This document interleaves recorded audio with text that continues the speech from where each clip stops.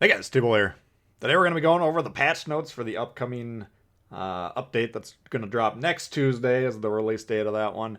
We got some critically important information. If you don't have a lot of progress in the Bureau, you're going to want to stay tuned because you could potentially get locked out of stuff that you currently could grind. So stay tuned for that. I'll clear that up for you.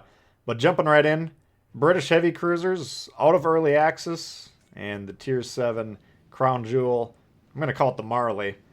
Says it brings a radar consumable in addition to our already diverse heavy cruiser kit. So we got the Hawkins Tier 4, Devonshire, Surrey, Tier 4, 5, and 6, and now the Marley joining. So anything you've already unlocked from early access crates, you keep those ships, you keep the experience you've ground out on them, but then everything else will be researchable through the normal means. So that'll be good. The campaign, Taken by Storm campaign. We got a Tier 7 Soviet cruiser, I believe, Achikov.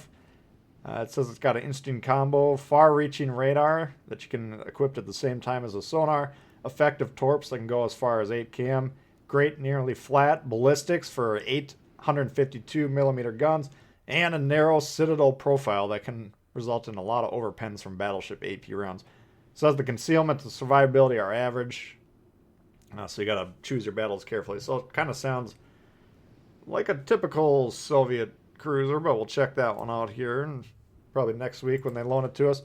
As with the previous campaign, you can earn steel badges once you're done with the campaign. You can get as many as 250 per week, so a similar structure as this current one.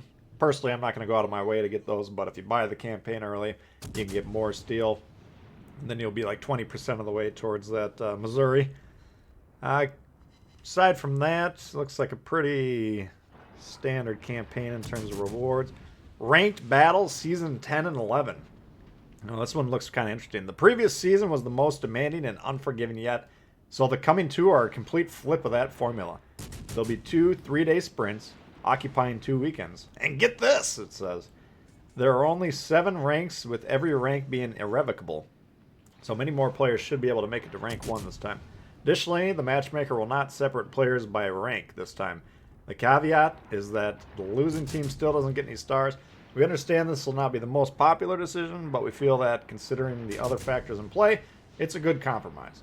The main rewards for both seasons are steel badges. If you hit rank 1, you can earn up to 700 per season, so that's a fairly good amount of those. Other rewards include containers, promotion orders, insignias, XP camos, doubloons. So pretty standard stuff there. Sounds pretty interesting to me. We'll see how that goes. If I got time, they're going to be so short, so hopefully I'm not busy.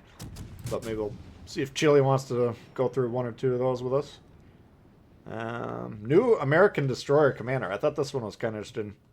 As we often do, it says, we've taken your feedback into consideration and came to the conclusion that the U.S. side lacked a destroyer commander who could significantly boost concealment and torpedo armament. To address this, we're adding Albert Gleaves, whose purpose is to fill that role. So I got a new destroyer commander. I mean, the American destroyers tend to be mostly gunboaty, but you got a couple like Benham and the Sims, which could be considered maybe a little bit more torpedo-centric. So it might be decent to have that option. We'll see how that commander looks when he gets into the game. That's a normal commander, too, so it's not like an event commander, at least as far as I can tell. I'd be pretty surprised if it is, but looks like just a normal commander. New projects in the Bureau. Now, this is what I was alluding to earlier. We'll go over the new projects first, but the Bureau's got some stuff that you want to stay tuned for. Alright, so we got Conqueror and Gearing, which a lot of you guys have tested out because we got like an early taste. I'm assuming they were kind of for testing purposes. Those 2 are coming back. No mention of the Worcester. So maybe that one was just too dang strong, or I don't know what happened, but that one's apparently not ready to go. But Gearing, Conqueror was pretty dang strong. I mean, at the time, I had played 10, 20 games in it probably, and it seemed like maybe the strongest ship in the game. We'll have to play that a little bit more. But it doesn't say they changed the balance at all. Additional changes to the Bureau, though. Namely, we're moving completed projects to the archive, so they don't clutter. That's fine. Additionally, some projects will now become deprecated, which means that if you haven't started researching them already, they'll be no longer available. 2 projects will receive the status: Legendary Anniversary and Red, White, and Blue. Now, the Red, White, and Blue one's really good. You get camos for a bunch of ships. Legendary Anniversary, I can't remember, but you want to do these projects. So it says, here's the key: with the launch of the April update, any players who didn't start them will no longer be able to do so. If you haven't started them, now is the time to get on it. Please note that once you start the project, it will remain available to you until you finish it, unless stated otherwise. So turn the project on for like an hour or whatever, get some points on that. That'll signify to the game that you've started the project, and then it should still be available. You can come back to it. But you're not going to lose any progress if you switch off your current Bureau project or anything. You can always switch on to a different one. So just turn it on for, play a couple games. Switch your projects when you're playing those games to that Legendary Anniversary and the Red, White, and Blue one.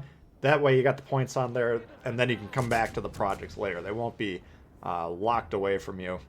But, the Bureau projects, you want to do them. You just don't necessarily want to go haywire pursuing them. But I would just get the points on there so you can maintain access to those. That would be my advice anyways.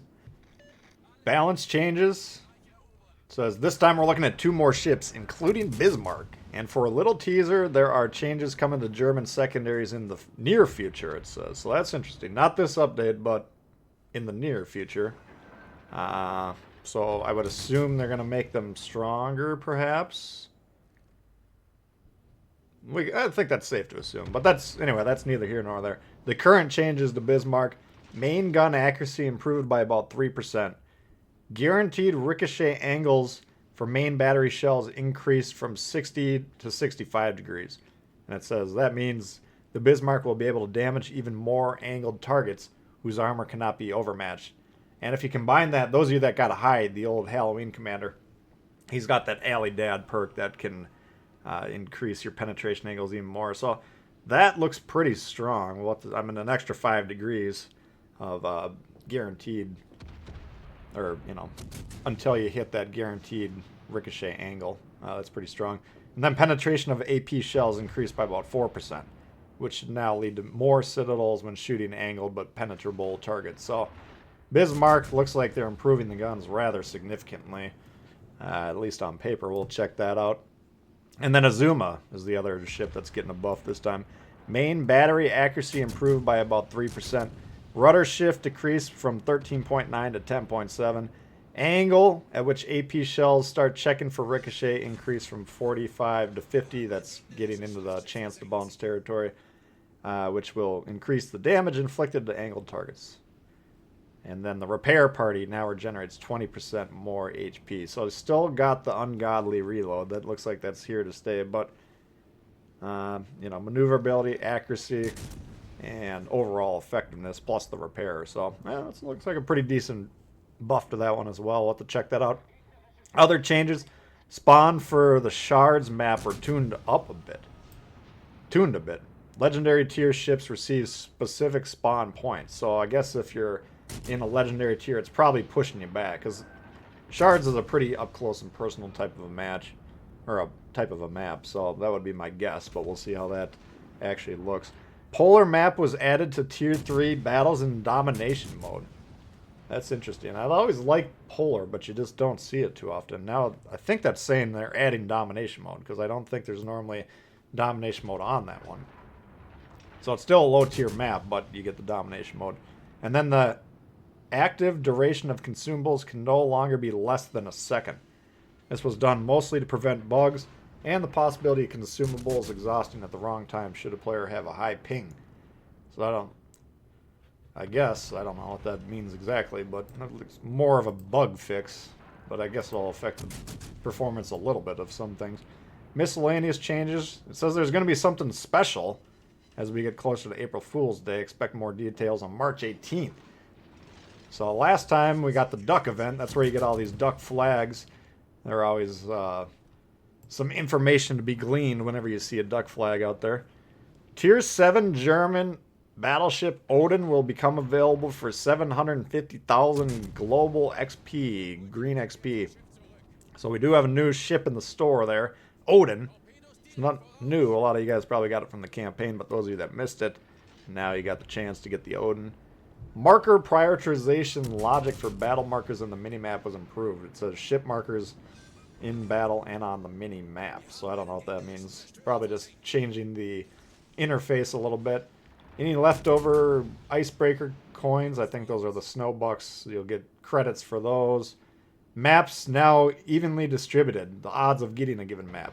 Evenly distributed across all battle tiers. Any given map, or any given tier, all maps available for that tier are now equally likely to be used. I hope that affects Two Brothers as well, even though that map can be a little frustrating when played poorly. But when played well, it can be kind of interesting. That one always had a lower chance for some reason.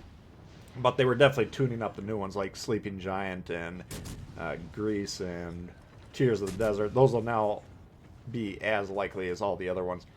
Aircraft carriers, of course, removed. The test is over, so we'll see that coming up, what happens with those. New premium ships in the store. Italian Tier 5 cruiser, Duca d'Aosta. And then it says European Tier 6 destroyer, Orkan, by way of Poland. That'll be interesting if we get a new European commander, or if everyone that gets that ship would get Swirsky again. That'll be interesting to see how they handle that.